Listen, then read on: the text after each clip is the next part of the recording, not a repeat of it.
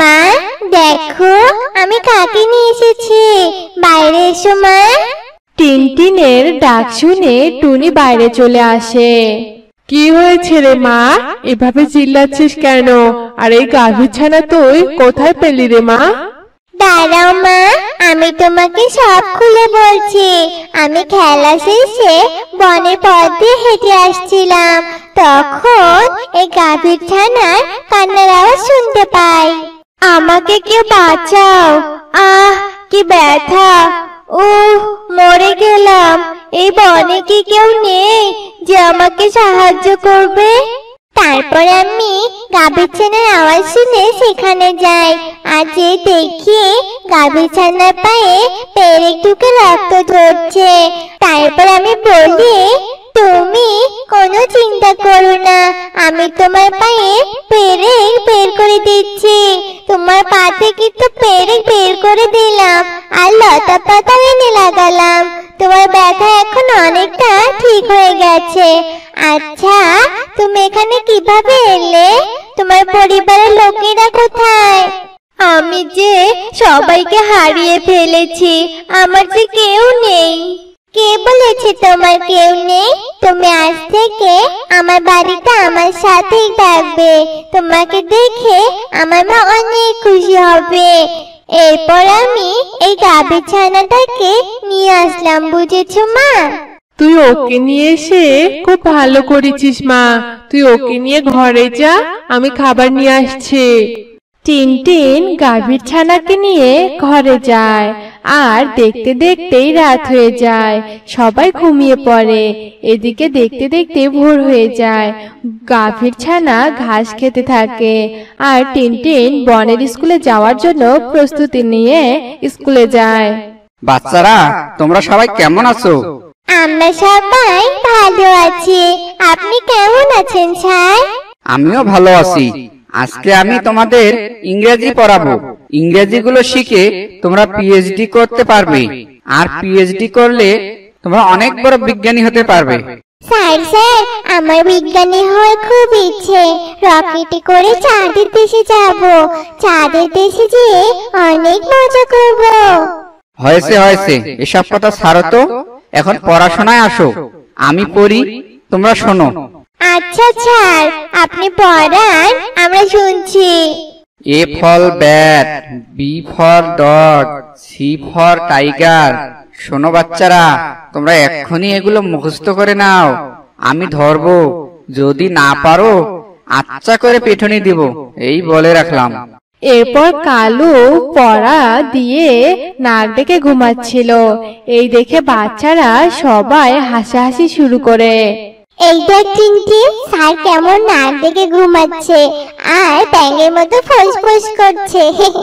এভাবে বলিস না রে কলি, স্যার শুনতে পেলে আর রক্ষা নেই, আচ্ছা করে মার দিবে রে। বাচ্চাদের এসব কথা শুনে কালুর ঘুম ভেঙে যায়, আর বলে, কি ব্যাপার, এখানে সবাই এত হাসতেছো কেন? কি হয়েছে? আচ্ছা কলি, বলো তো, পড়াগুলো বলো। A for bat, B for cat, C for কি যেন পড়লাম, মনেই নেই স্যার। কি আমি সব পড়িয়েছি? গাদার বাচ্চারা। এসব বলে কালু কলিকে মারতে থাকে, আর এইদিকে ছুটির ঘন্টাও বেজে যায়। টিনটিন বাড়িতে যেয়ে পড়তে শুরু করে। A for bat, B for dog, C for tiger. A for bat, B for dog, C for tiger. এসব ভুল পড়া শুনে গাভীর ছানা সেখানে বসে বলে, এ কি টিনটিন, তুমি এসব কি ভুলভাল ইংরেজি পড়ছো? আমি কোনো ভুল পড়ছি না, এগুলো আমার স্কুলে স্যার পড়িয়েছে, আর তুমি আমার ভুল ধরছো? তুমি পড়াশোনা পারো নাকি? হ্যাঁ, আমি ইংরেজিতে পড়াশোনা করেছি। আমি অনেক ভালো ইংরেজি পারি। আমি তোমাকে সঠিকটা শিখিয়ে দিচ্ছি। A for apple, B for ball, C for cat. বাহ, তুমি তো অনেক ভালো ইংরেজি পারো। এখন থেকে আমি তোমার কাছে পড়ে স্কুলে যাব। এরপর সকালে টিনটিন স্কুলে যায় আর কালু টিনটিনকে পড়া ধরে। টিনটিন, কাল যা পড়িয়েছি তা বলো তো। A for apple, B for ball, C for cat. আর আপনি যা পড়িয়েছে এতদিন তা সব ভুল ছিল সব। কি কি বলিস? আমি ভুল পড়িয়েছি? হ্যাঁ, এটা বলে কালু টিনটিনকে মারতে থাকে। আর এইসব কিছু স্কুলের সভাপতি ঈগল দেখে, কালুকে স্কুল থেকে বের করে দেয়। কালু, তুমি বাচ্চাদের ভুল শিখাচ্ছ। তোমাকে স্কুলে শিক্ষক হিসেবে নেওয়াই আমার ভুল হয়েছে। এবার তুমি বের হয়ে যাও স্কুল থেকে। আমাকে বের করে দিবেন না, আমাকে আর একবার সুযোগ দিন স্যার। মিস্টার কালু, আপনাকে বেরিয়ে যেতে বলছি। এরপর কালু স্কুল থেকে বেরিয়ে যায় আর টিনটিন বলে, আমার বাড়িতে একটা গাভী আছে, সে আমাকে অনেক পড়াশোনা শেখায়, সে ইংরেজিতে ডিগ্রি অর্জন করেছে। আপনি চাইলে তাকে শিক্ষক হিসেবে নিয়োগ দিতে পারেন। আচ্ছা, তাহলে গাভীকে নিয়ে এসো। পরের দিন টিনটিন গাভীকে স্কুলে নিয়ে আসে আর সভাপতি গাভীকে শিক্ষক হিসেবে নিয়োগ দেয়। এরপর গাভী বাচ্চাদের পড়াতে থাকে। তোমরা সবাই চুপ করে বসো আর আমার কথা মন দিয়ে শোনো। তোমরা বলো তো 6 আর 4 কত হয়? 6 আর 4 10 হয়। বাহ, খুব ভালো পেরেছো তো। আজ তোমাদের আমি ব্যঞ্জন বর্ণ দিয়ে ছড়া আর শব্দ শেখাবো। তোমরা কি শিখবে? হ্যাঁ ম্যাম, শিখবো। কতে কলা, কলা খেলে শক্তি হয়। খতে খেজুর, খেজুর খেলে পুষ্টি বাড়ে। বাচ্চারা, আজ তোমাদের ছুটি সময় হয়ে গেছে। তোমাদের আজকে ছুটি, সাবধানে বাড়ি যাও। এভাবে গাভী তার স্কুলের বাচ্চাদের সুশিক্ষা দিতে থাকে। আজ আমি অনেক খুশি। আজ আমি এক নতুন রূপ ধারণ করেছি। আজ আমার বড্ড সুন্দর লাগছে দেখতে, একদম সবার নজরে পড়ার মতো। আর আমার গা থেকে সুন্দর সুগন্ধ বের হচ্ছে, সবাই আমার সুগন্ধে পাগল হয়ে যাবে। এসব বলে পাকা আম হাসতে থাকে। কি রে, তুই এখন এই গাছে থেকে কি করবি? এখন থেকে তো সবাই আমার দিকেই তাকাবে আর আমারই প্রশংসা করবে।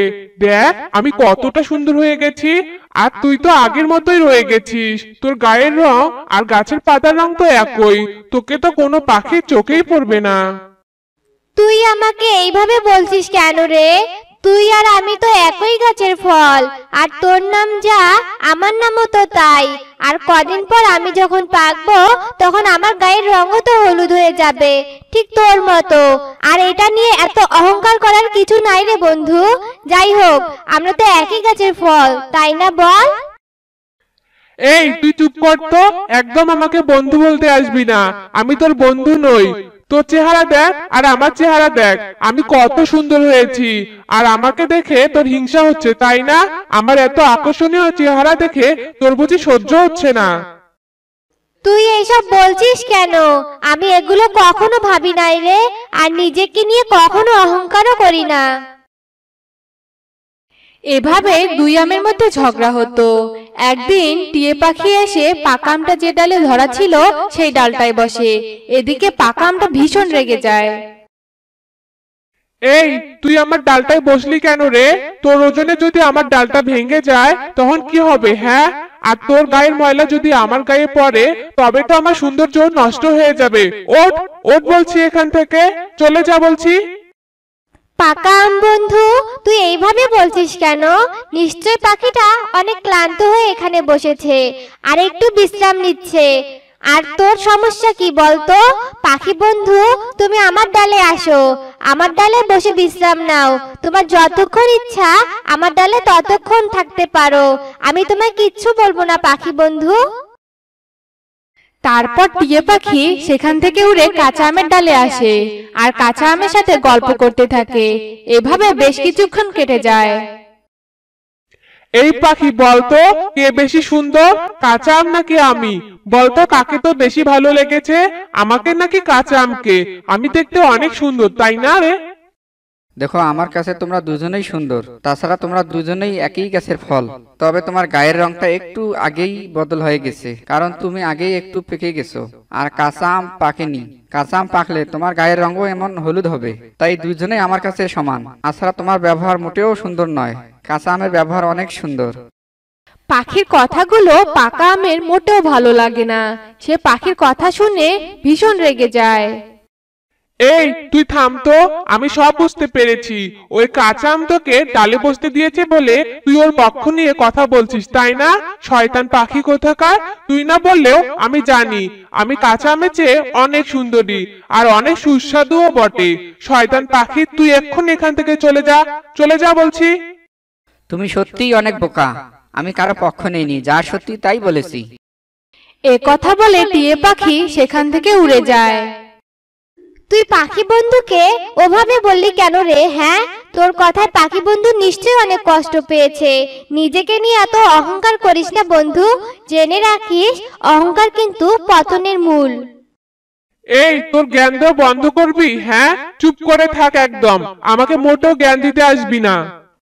এসব কথা বলে পাকা আম আবারও কাঁচা আমকে কথা শোনাতে থাকে।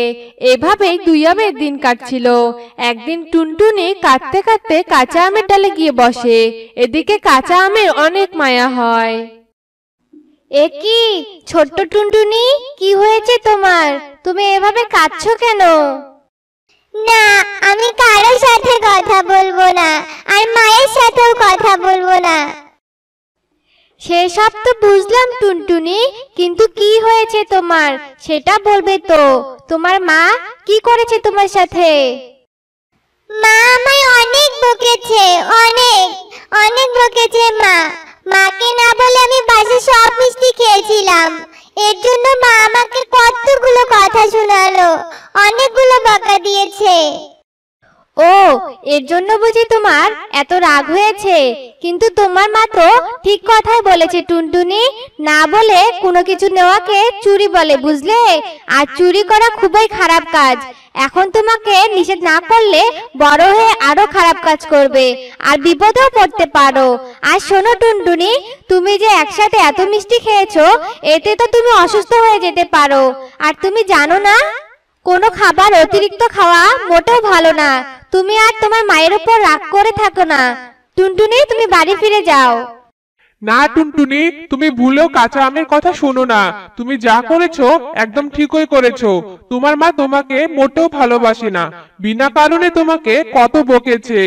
আর এই কাঁচা আম দেখতেও খারাপ, তাই কাঁচা আম তোমাকে খারাপ বুদ্ধি দিয়েছে। একই পাকা আম বন্ধু, তুই ছোট ছানাকে এভাবে কেন বলছিস বলতো? বলছি টুনটুনি, তুমি আমার কথা শোনো। তোমার মা তোমায় অনেক ভালোবাসে, বুঝলে? আর তোমার মা তোমায় বকা দেওয়ার পর নিশ্চয়ই মনে মনে অনেক কষ্ট পেয়েছে। তুমি বরং বাসায় ফিরে যাও টুনটুনি, তোমার মা তোমার জন্য অপেক্ষা করছে। কাঁচা আমের কথা শুনে টুনটুনি তাড়াতাড়ি বাসায় ফিরে যায়। আহারে, আমি তখন মেয়েটাকে কত কথা বললাম। আমার ছোট মেয়েটা নিশ্চয়ই অনেক কষ্ট পেয়েছে। না জানি আমার ছোট মেয়েটা কোথায় চলে গেল। হে সৃষ্টিকর্তা, আমার মেয়েটা কোথায়? মেয়েটা যে কোথায় গেছে? টুনির কথা শেষ হতে না হতেই টুকি বাসায় ফিরে আসে। সে কি মা, তুই বাসায় ফিরে এসেছিস? মা, আমার বড্ড ভুল হয়ে গেছে রে মা। আমি তোকে অনেক বকেছি, তবে তুই আমাকে ছেড়ে কোথাও যাস না রে মা। আর আমি কখনোই তোকে এইভাবে বকবো না। আমি ভুল করেছি মা, আমি কখনো না বললে এত খাবার খাবো না মা। আর তোমাকে ছেড়ে কোথাও যাব না। তুমি একটু দাঁড়াও মা, আমি এক্ষুনি আসছি। এ কথা বলে টুকি উঠতে শুরু করে দেয় আর কাঁচা আমের কাছে যায়। কাঁচা আম বন্ধু, তুমি একদম সত্যি কথাই বলেছো। আমার মা সত্যি আমায় অনেক ভালোবাসে। আমার বকা দিয়ে আমার মা অনেক কষ্ট পেয়েছে, জানো? তোমায় অনেক ধন্যবাদ কাঁচা আম বন্ধু। আর শয়তান পাকা আম, তুমি অনেক শয়তান, তুমি অনেক খারাপ। তুমি আমার খারাপ কিছু বোঝাচ্ছিলে, তাই না? তুমি খুব অহংকারী। তুমি তো এখন পেকেও গেছো, তাই আমি তোমাকে পেরে নিয়ে বাসায় যাব আর মজা করে খাবো। এইসব কথা শুনে পাকা আম ভীষণ ভয় পায়। এসব তুমি কি বলছো টুনটুনি? বন্ধু কাঁচা আম, তুই আমাকে বাঁচা। টুনটুনি নাকি আমাকে নিয়ে যাবে আর খেয়ে ফেলবে। বাঁচা আমাকে বন্ধু, তুই আমাকে বাঁচা। বন্ধু, অহংকারের পতন এইভাবেই হয়, বুঝেছিস? তুই আগে পেকেছিস বলে অহংকার করে আমাকে কত কথা শুনিয়েছিলি, কত অপমান করেছিস, কিন্তু বন্ধু তুই একবারও ভাবিসনি আমার আগেই তোকে অন্যের খাবার হতে হবে। কিন্তু তোকে দেখে এখন আমি হাসি ঠাট্টা করব না রে, কারণ আমাকেও যে কেউ একজন পেরে নিয়ে খাবে, এটাই তো প্রকৃতির নিয়ম। এরপর টুনটুনি পাকা আমটিকে পেড়ে নিয়ে যায় আর এভাবেই পাকা আমের পতন ঘটে।